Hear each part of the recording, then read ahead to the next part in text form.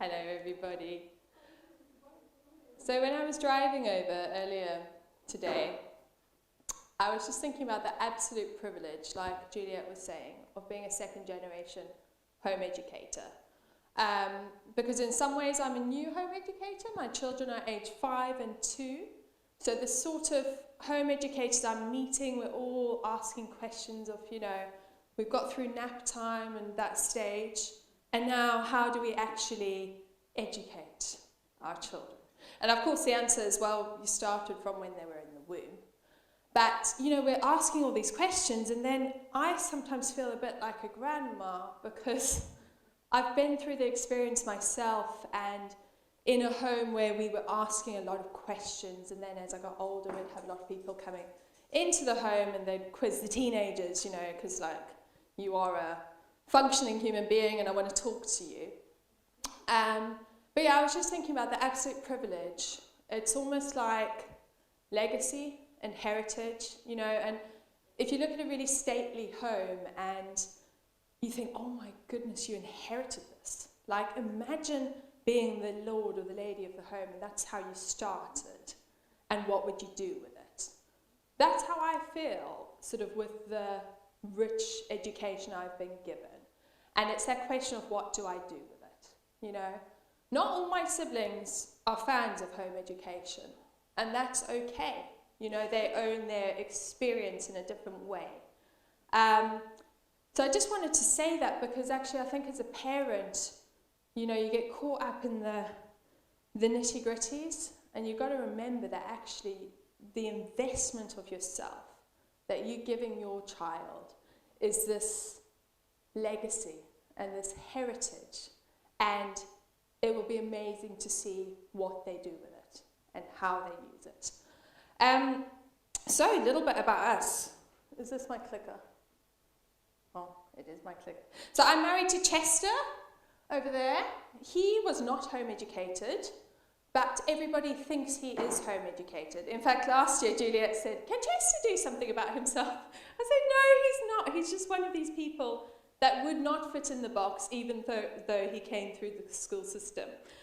And I've known him since we were a teenager, so it's been lovely because we've really grown up together, formed an ethos together, and now we're home educating our 2 little ones. And we live in the Hampshire countryside. We're living one of my small holding dreams. We've got ponies and we've got chickens who all get held and hugged and loved, and then they lay her lunch, so then she's very happy with that. We've also got sheep, which is one of my childhood dreams, to have some sheepies. So that's our lives. And my background is as a horse trainer. I've always been very fascinated. The more challenging the horse, the better. Working with young horses, troubled horses, figuring out why they're that way and helping them through it. And then alongside that, I've actually been fascinated with a similar process with humans. Sometimes observing people sort of stuck in a pattern, and you go, why? This accumulation of childhood experiences, trauma, thought patterns, sometimes just a really rough time, leaving them stuck in patterns that they don't necessarily need to be carrying on anymore.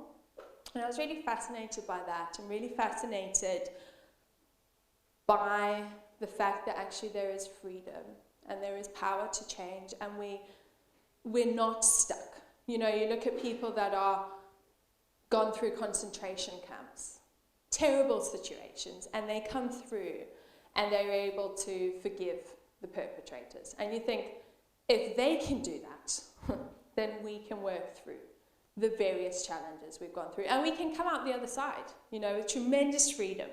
So that's what I've been fascinated about. It's what I've done for horses, love doing for horses. More and more thought, how do we help people through this as well? Which then led me to studying my master's degree in psychology. When my second baby came along, I sort of thought, gosh, I'm going to be sat breastfeeding a lot. I need something to put my mind to. So I thought it would be a great time to embark on a master's turned out it was much easier to do while I was pregnant. Trying to study once he was crawling and everything was not always easy, but I'm at the end of that stage now, with 6 weeks to go before handing in my dissertation.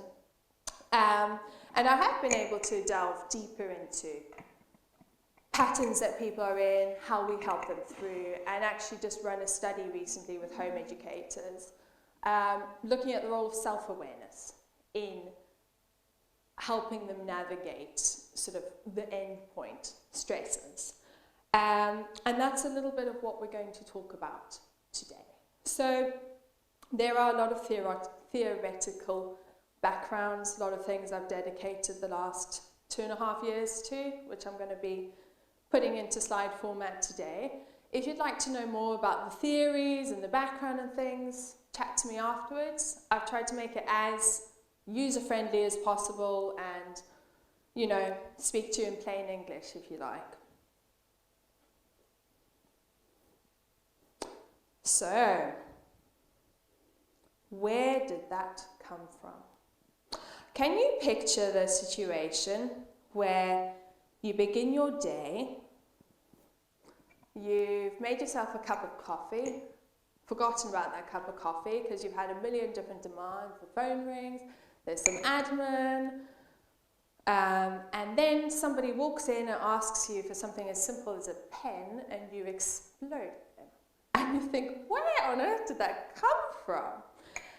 And the thing is that there's a lead up to that cracking moment. So each little incident in itself is not enough to make you crack, but it's the build-up, accumulating, and then eventually there's an explosion. And the thing about the explosion actually is often it's really disproportionate and we feel really terrible about it afterwards. And you think, you know, if I had just taken 5 minutes away in the middle of that build-up, I could have avoided all of that.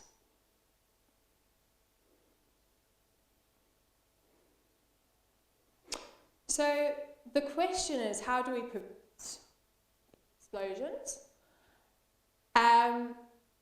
Because I think we're all really clear on the fact that we don't want to live a lifestyle of explosions, but we're not always sure how do we stop ourselves from getting to that point.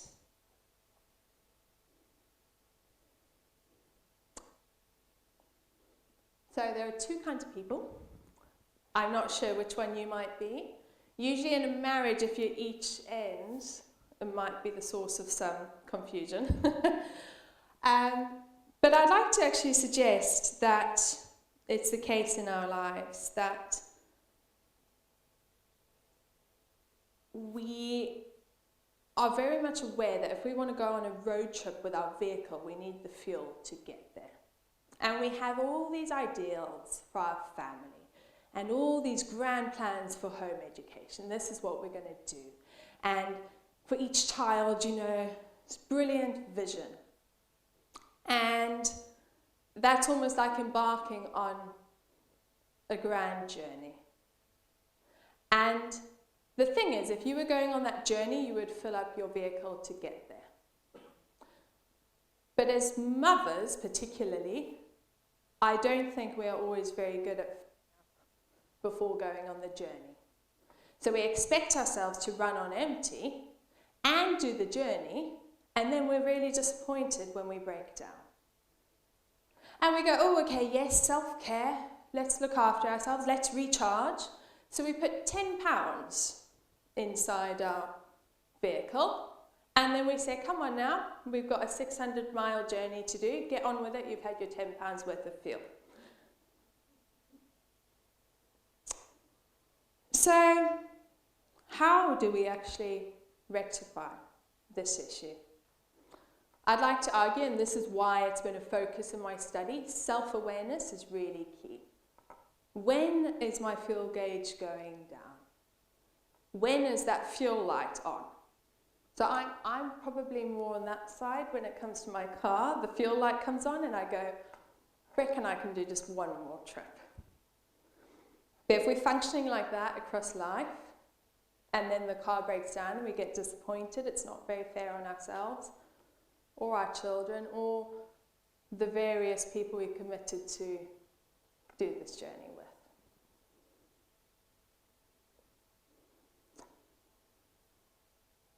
So, present to you a classic intervention. If any of you are on social media, you will have seen, have more bubble baths, take more self-care, come on. Eat chocolate, take yourself for a walk, and you will feel fine.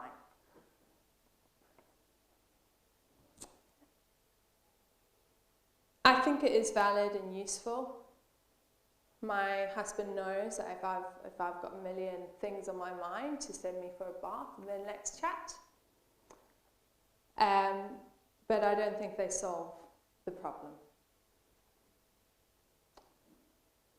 I think, for starters, knowing how you refuel, you've got to know that it's unique to who you are as a person.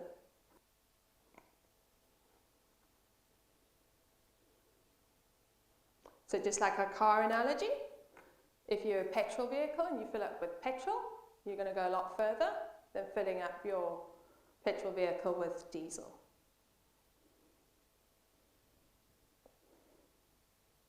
So what about you? What might this look like for you? If you had to create tailor-made self-care, breaks away from your normal life that refuel you, that speak to your heart, your soul, who you are, what might that look like? And what about if you had no limitations? What would that look like?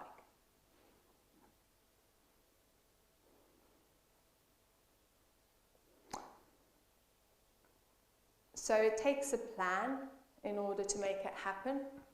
And oftentimes, as a home educating parent, it needs to be very practical. So, for instance, it might be a case of jobs that can be delegated. So I asked my very dear neighbour, who is around at home a lot, if I could pay her to hang my washing out on the line and bring it back in at the end of the day. I did that for an entire summer when I had a tiny baby, and that was for me. An obvious one, depending on the age of your children, would be friends that could help with childcare. It could be lowered expectations. So one day a week we are having a movie afternoon, and I am spending that time going off and drinking a cup of tea in the garden. I am doing a craft. I'm calling a friend, whatever it is. That is my afternoon without expectations of myself. I'd also suggest that it's different in each season and in each stage of life. So there was a time where I presented myself exactly the same question I've just presented you all, that if there were no limitations, what would it look like? And I thought I would take my dog, I would get out for a walk, and I would go to a local coffee shop, eat cake, and read a book. That is what my heart wanted. So that's what I did. I had a dedicated book that was only for the coffee shop. And I would sit there every week, I would eat cake, and every week I would read a few chapters of my book, and I'd come back so refreshed. But then in other seasons, it looked like a gym membership. And self-care looked like taking myself out there at the end of the day when I was feeling tired and running on a treadmill. Because I knew that refueled me and my sense of who I am and what I'm about.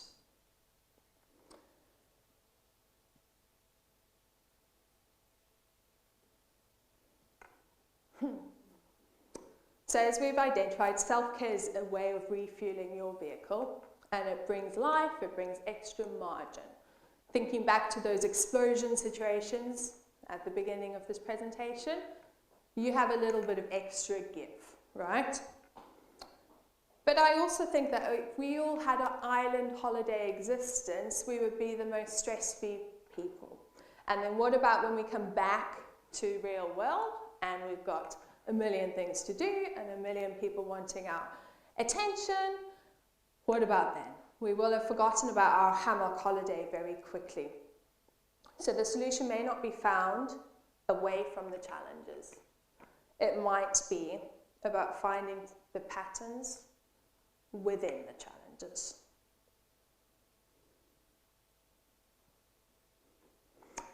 So I think let's explore a little bit more some of the patterns that we might use in the middle of a situation and see how we find ways to help ourselves through it.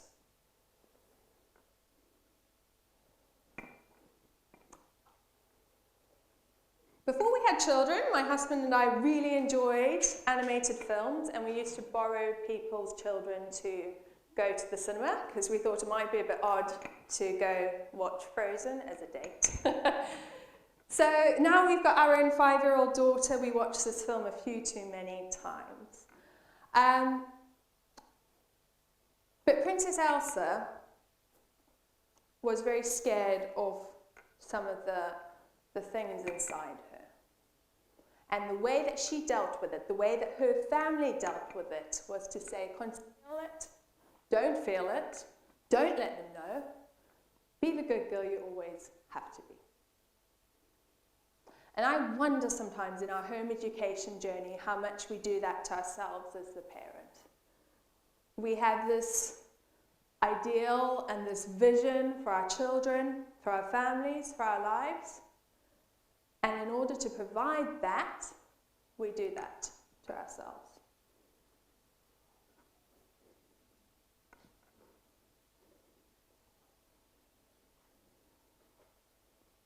So in order to reach her vision of perfection, she had to shut herself down. And the point is that our ideals should bring freedom to everybody. So yes, your children are important, but actually so are you, because you're going to be in this journey for a long time with them. And the trouble is that our real self is pushed further and further away. And actually, if we're having to shut ourselves down in order to reach our ideals, it's not authentic. And we're not offering real connection, actually, because the connection we're offering to our children and to our world is a fake version of ourselves. It's the shut yourself down so that you can be this perfect, home educating, Instagram-worthy parent. And the thing is that we actually cannot sustain a lifestyle like this. So there will be an explosion of some sort, and it will come out somewhere. And then we feel even worse about ourselves because we haven't lived up to this ideal. So we say, you know what, next time I'll do even better, stomping myself down.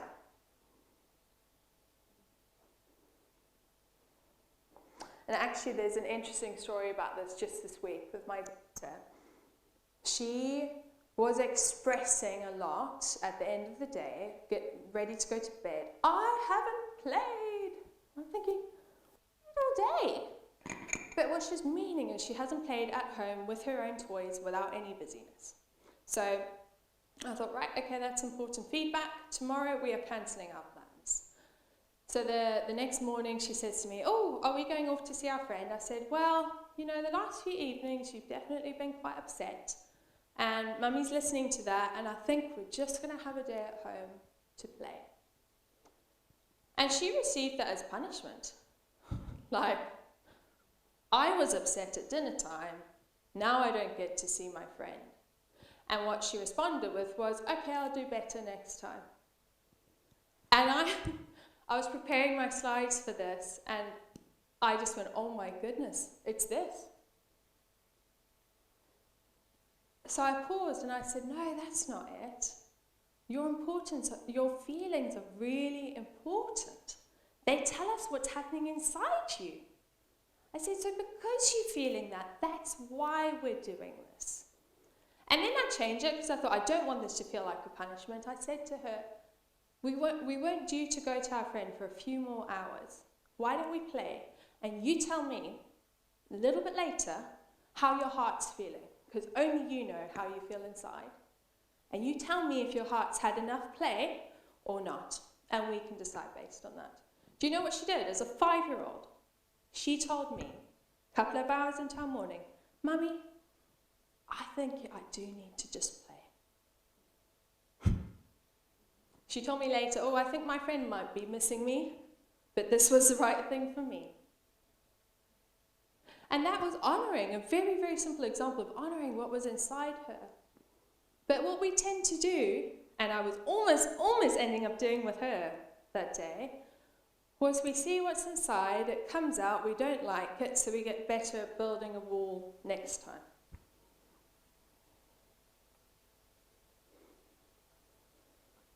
So, it requires getting ready, getting real.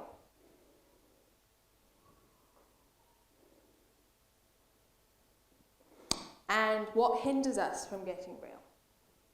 Why? Why do we feel that our grand vision doesn't allow space for us? Why do we feel some feelings are not okay or like totally inappropriate as a home educating mum? So I'd like to present that we don't always like what's going on inside. There are thoughts, there's emotions, there's memories that we don't like. So we think, let's just ignore that, let's shut it down. Other times they don't actually line up with our values. So we think, I've got this feeling, doesn't line up with my value and my vision, so goodbye feeling, I'm going with my value. The result is a feeling of there's no space for me, deep down inside. My feelings are not appropriate for what we're doing, and there's no space for me here. And you've also got to ask, where does that suppressed thought, where does that suppressed feeling go? So if you look at studies, you know, and the ticking time bomb analogy at the beginning eventually ends up as anxiety, depression, something physical. It has to go somewhere.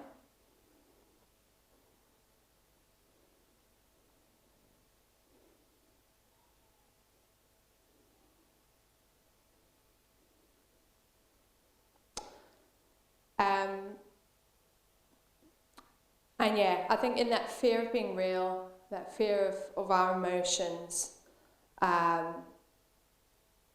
it really teaches us even more. Let's just avoid what's going on here.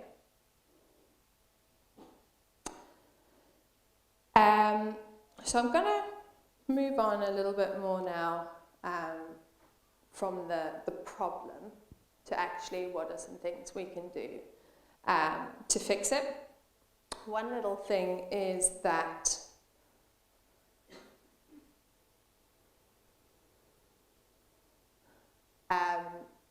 avoidance and control. When we don't feel okay inside, we try to control what's happening outside. So an example of this might be that you don't feel okay with your child's expression of emotion because it makes you feel like a bad parent maybe. You know, if I was a great parent, my child would not be saying that terrible thing. So we'll come up with a way to control it and avoid it. So let's just rush from activity to activity so there isn't space to share that. With really little kids, I often see, well, you know, we have a very, very strict schedule, so there isn't space for the tantrum or whatever it is.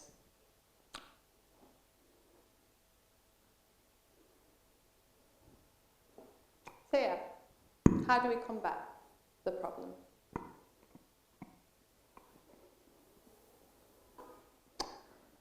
The study I ran, we explored what could happen if you drew attention to what's going on inside.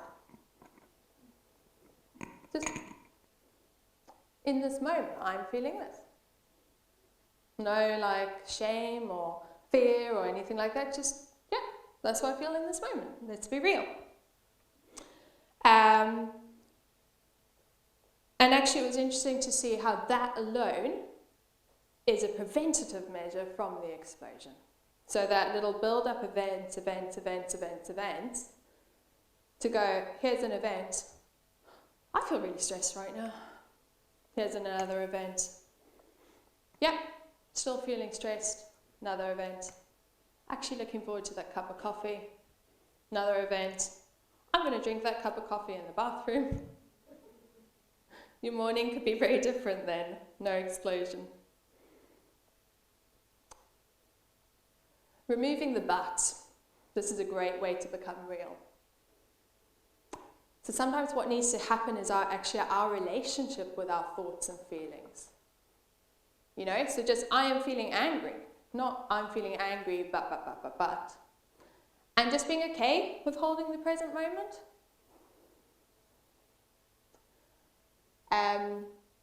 Honouring thresholds. Now, again, I think as a home-educating parent, we struggle with this. But it's okay to have limits. You know, just like a child earlier in the week, I went, well, we're cancelling our other things of the day. It's okay to go, Mummy's got a limit right now. You know, I cannot do this right now because in this moment I've got a limit. Changing plan. That's okay to do it.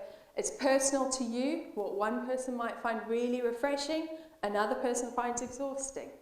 You know, so for someone else it might be actually, I'm feeling this, I need to go spend the day with friends. Someone else it might be, I need to cancel the day with friends. It's personal. You've got to know your threshold and you've got to know in that moment, in that threshold, how do I recharge? I have a very big value on play in my house. My children are very little, so we play a lot. My capacity to play is not always as big as theirs. So I set a timer sometimes. Because it's important to me that I am not a shell sitting there playing with them. I want to be engaged as they play. Another thing that's really helpful is to know that you are not your thoughts or your feelings. So it's okay to think or feel something. It doesn't mean you are that way. Thoughts and feelings come and go. And there's an activity I won't have time to do today, but you imagine all those thoughts and feelings as a leaf floating down a river. They come and they go, and you get to choose which ones you engage with.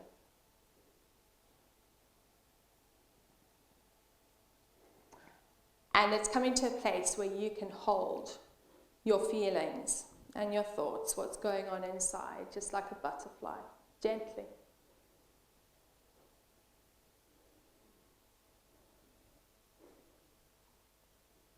Something that brings a balance to honouring what's going on inside is having clear values, because sometimes that helps you know how to act in the moment. So I might be feeling really bored, finishing up, awesome. I might be feeling really with playing, but my value for play is what helps me engage in that moment. Let's just quickly...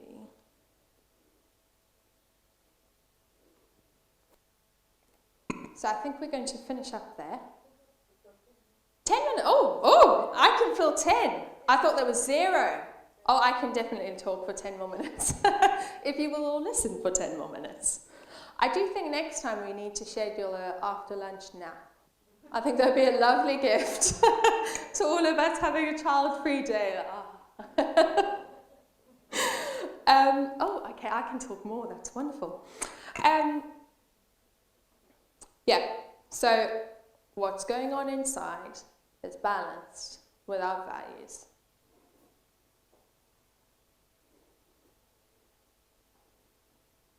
That way.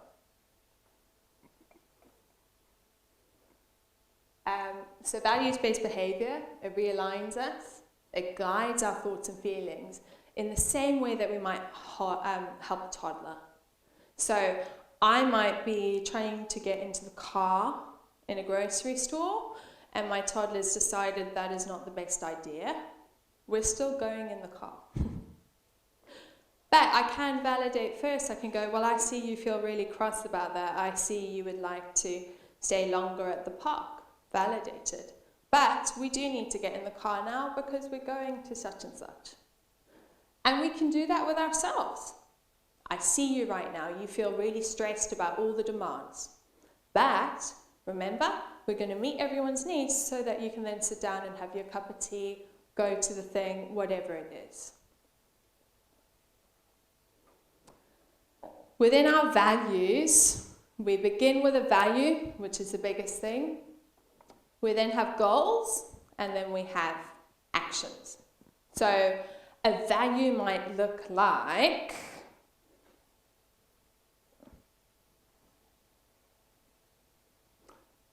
something that guides our actions and leads us in creating a personally meaningful life.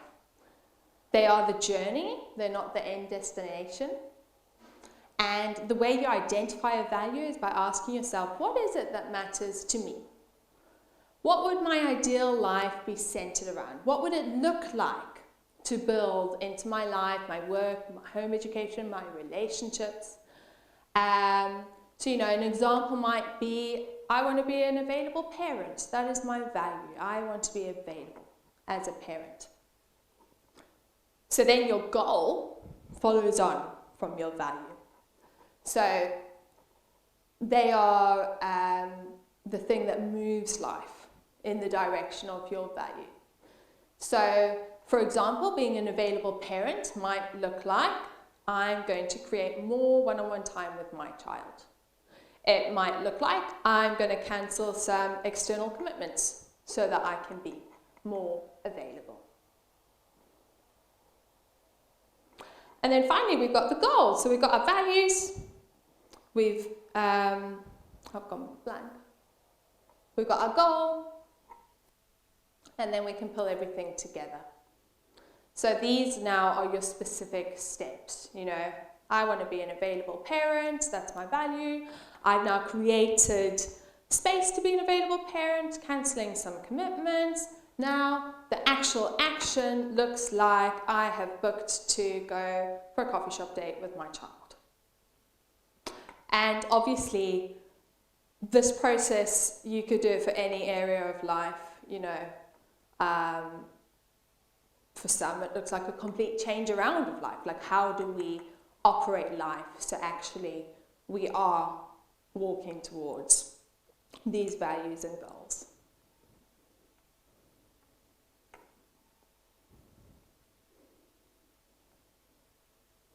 How much time do I have left, Juliet? 5. Oh, okay, we can do an activity now. So if everybody is on board with this, you're just going to begin by sitting comfortably in your chair, feet on the floor, body upright. You're going to let your eyes soften and bring attention to your breath. Notice the air coming in through your mouth and out through your nostrils. The other way around, in through your nose, out through your mouth. Your chest rising and lowering. Allow your natural pace of breath as you continue. Now, imagine yourself sitting next to a small stream on a warm day. You notice a large number of leaves drifting by on the stream, all different shapes and colours. Spend a moment just observing this scene in your mind's eye. Now, you're going to draw attention to what's going on inside you. Your thoughts, your physical sensations, holding tension in your forehead, any tension in your shoulders by rolling your shoulders. Any feelings. And now we're going to focus especially on what's happening inside your mind. Notice the thoughts that show up. There may be plans, lots of home education thoughts because of the nature of today's event. Memories, worries. Try to notice them all with compassion. You're going to bring the stream back to your awareness now and the leaves. And as you notice your thoughts, you're going to gently place them one by one on each large leaf passing by in the stream. Observe each leaf as it comes closer and then watch as it moves away, drifting along, carrying that thought out of sight down the stream. Continue to place each thought on its own large leaf and allow it to float away. When you're ready to finish, you're going to shift your attention back to breathing. So in through your nose and then out through your mouth. 2, 3, 4, and then in through your nose. 2, 3, 4, and then out through your mouth. And then you can draw your attention back to the room.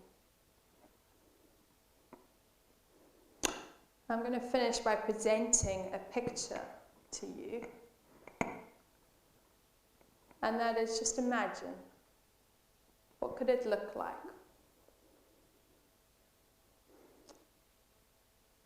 What if you created the space for yourself? What about if you felt seen, validated, known, heard? Who are you waiting for permission from to create space for yourself? What do you have to do to be worthy of this kind of attention? Because it needs to come from you. Sometimes we're waiting for the permission and for the validation and the approval, but watch yourself draw the line and make the space, and then see others respond to it. Because as you create that space for yourself, you will see space for others and space to journey. And the original picture of refueling, there's suddenly the give to go on that long drive without breaking down on the side of the motorway.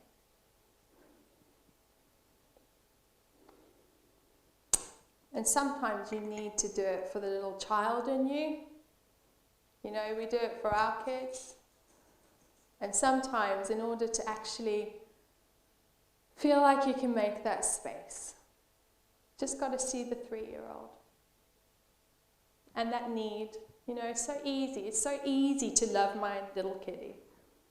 And sometimes that's all you need to see in yourself, is that little kid. It's worthy of your love. And that is my ending.